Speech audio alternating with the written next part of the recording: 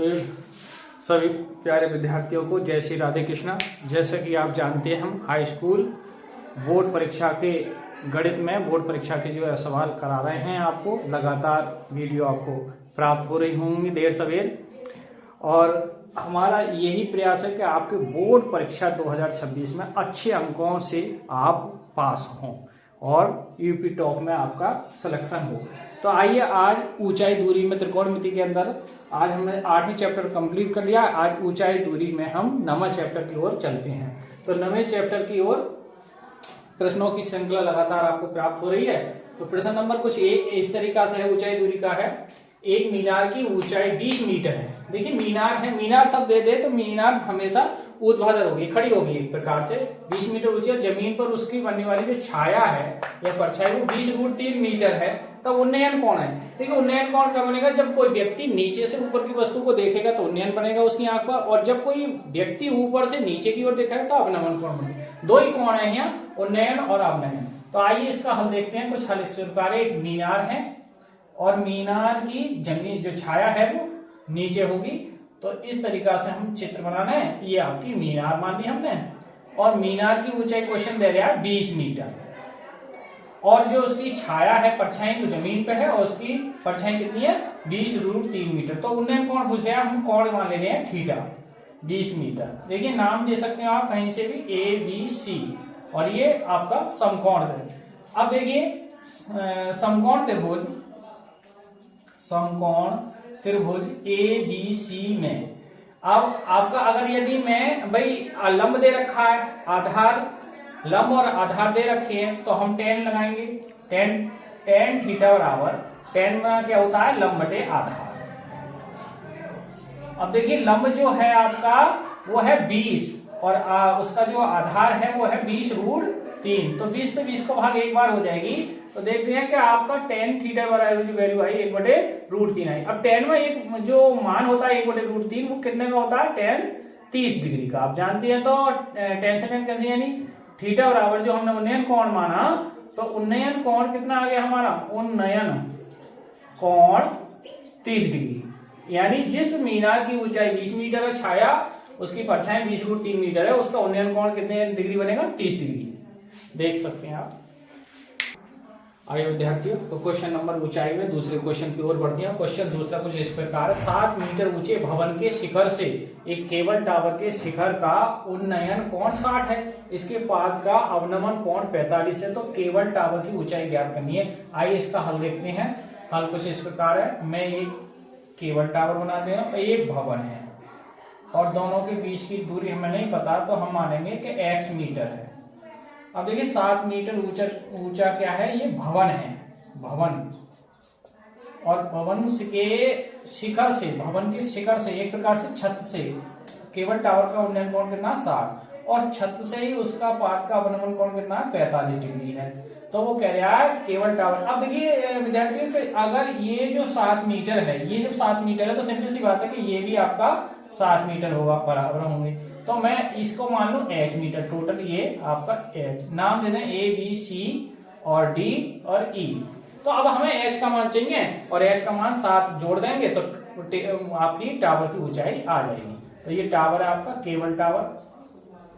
Cable tower की ऊंचाई हम देखें तो आप पहले एक बात विद्यार्थियों मैं और बता दूं, यदि कोण 45 डिग्री है तो लंब और आधार कैसी होती हैं? बराबर होती हैं। तो हमें निकालने की भी जरूरत नहीं है। अगर आपके पास टाइम नहीं है तो ये बता रहे हूं, x का मान 7 मीटर आएगा। वैसे यहाँ निकालेंगे हम, तो समकोण त्रिभुज लेंगे। देखो समकोण त्रिभुज ABC में तो tan कितना लेंगे? 45, और 45 कोण के सामने लंब, तो लंब हमारा 7 मीटर और आधार हमारा x मीटर। tan 45 का मान जो होता है वो 1 होता है, तो 7/x, तो x की गुणा 1 से करेंगे, x की गुणा x बराबर 7 मीटर। ये एक बात आई। अब देखिए, अब हम लेंगे समकोण त्रिभुज ADE में कितना लेंगे? tan 60, और tan 60 का होता है लंब है h और आधार या x। tan 60 की वैल्यू जो होती है √3 होती है, और h बटे, देखिए x का मान आप निकाल चुके हैं 7, और 7 गुणा बटे वाली चीज गुणा आएगी बराबर से, तो h की वैल्यू आ जाएगी 7√3 मीटर। अब ये आपकी समीकरण 2। हमें चाहिए केबल टावर की ऊंचाई। तो केबल टावर की केबल टावर की ऊंचाई। तो केबल टावर की ऊंचाई कितनी हो जाएगी, टोटल जमीन से कितनी हो जाएगी, 7 प्लस एच, 7 प्लस एच। और देखिए 7 प्लस एच की हम वैल्यू निकाल चुके हैं 7√3। चाहो तो 7 कॉमन कर सकते हो तो 1 प्लस √3 प्लस में आगे भी यानी √3 प्लस 1 मीटर। तो केबल टावर की ऊंचाई कितनी आ गई, फाइनल वैल्यू मैं यहाँ लिख दूं, अगर आपको नीचे नहीं दिख रहा है तो √3 प्लस 1 मीटर, ये केबल टावर की ऊंचाई आ गई, देख सकते हैं। चलिए विद्यार्थियों, क्वेश्चन नंबर हम 3 की ओर बढ़ते हैं। और क्वेश्चन 3 कुछ इस प्रकार मैं आपको पढ़ के सुनाता हूं। एक समतल जमीन पर खड़ी मीनार की छाया उस स्थिति में 40 मीटर अधिक हो जाती है जब सूर्य का उन्नयन कोण 60 से घटकर 30 हो जाता है, तो मीनार की ऊंचाई ज्ञात करनी है। देखिए विद्यार्थियों, मैं आपको बता दूं कि जब कोण घटता है तो मीनार सही, स्तंभ सही, खंभा सही, उसकी दूरी क्या है, बढ़ती है। तो मान लो मैं ये मीनार है और मीनार की ऊंचाई पूछी है, तो मैं इसको h मीटर मान लेता हूं, h मीटर मान लेता हूं। मीनार है ये, जमीन पर खड़ी है। अब यहां से इसका कोण जो है वो पहले स्टार्टिंग कितना है, 60 डिग्री। अब वो कह रहा है सूर्य का कोण घट के जब ये मीनार की यह छाया है जमीन पर, ये छाया है 40 मीटर अधिक हो गई और घट के उस सूर्य का उन्नयन कोण जो है वो 30 डिग्री रह गया। तो नाम दे दो A, B, C और D। हमें मीनार की ऊंचाई ज्ञात करनी है। देखिए यहां से यहां तक की 40 मीटर है और आपको यहां से यहां तक की मान लो मैं x मीटर है, मान लेता हूं। तो देखें, आइए हम समकोण त्रिभुज, समकोण त्रिभुज पहले हम BCD में लेंगे, BCD में यानी tan 60 में। तो tan 60 लंब क्या हो जाएगा, लंब है हमारा h और आधार है हमारा x। x माना tan 60 की वैल्यू √3 होती है, तो h बटे x बटे वाले गुणा में आएगा, तो x की वैल्यू आएगी x √3 एक बार। अब देखिए समकोण त्रिभुज, समकोण त्रिभुज ACD में, ACD में tan कितना लेना है हमें, 30 डिग्री और लंब हमारा वही है मीनार की ऊंचाई यानी h, और टोटल आधार कितना हो जाएगा, ये 40 ये है और x ये है, तो टोटल हो जाएगा 40 प्लस x। अधिक 30 का मान होता है 1 बटे √3 h बटे 40 प्लस x, क्रॉस मल्टीप्लाई करेंगे तो ये आ जाएगा आपका 40 प्लस x बराबर h √3। हमें तो h का मान चाहिए, तो अब x की जगह देखें, h का मान 40 प्लस x। अब देखिए h की जगह समीकरण 1 से क्या रखेंगे, x √3 और √3 ये है, तो डबल रूट होने पर क्या हो जाएंगे, 3x, रूट कैंसिल हो जाएगा, 40 प्लस x।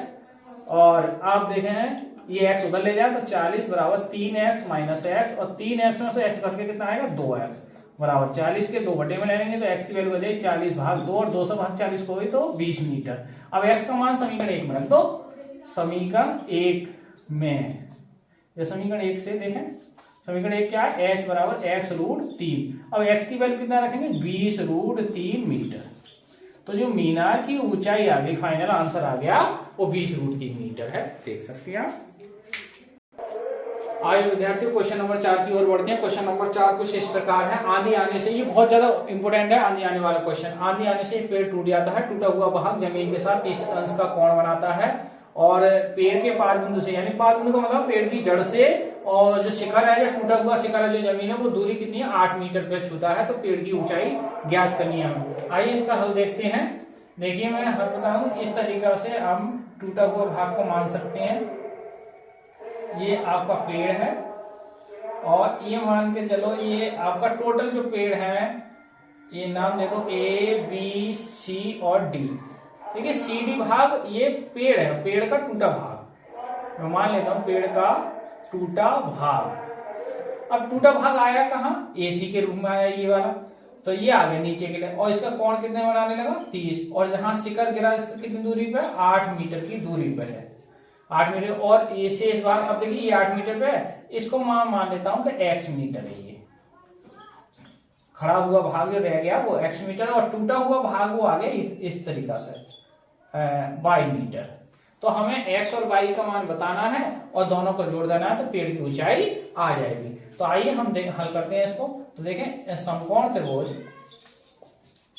समकोण त्रिभुज ABC में, ABC में देखिए आधार दे रखा है, लंब पूछा है तो tan लेंगे हम, और tan कितना लेंगे, tan 30 बराबर लंब x है लंब x और आधार 8 है। tan 30 की वैल्यू कितनी होती है 1/√3, तो x बटे 8। अब 8 गुणा में आ जाएंगे बन के, तो 8 एकन 8/√3 बराबर x। यानी जो x की वैल्यू आई क्रॉस मल्टीप्लाई करें तो x की जो वैल्यू आई वो 8/√3 मीटर। एक बार अब देखिए समकोण त्रिभुज अब पुनः समकोण त्रिभुज एबीसी में लेंगे, यानी एबीसी में अब हम देंगे, अब आप क्या ले लो, आप ले दो जरा साइन ले लो, साइन 30, और साइन 30 की वैल्यू कितनी होती है लंब बटे कर्ण, तो लंब है x और कर्ण कितना y।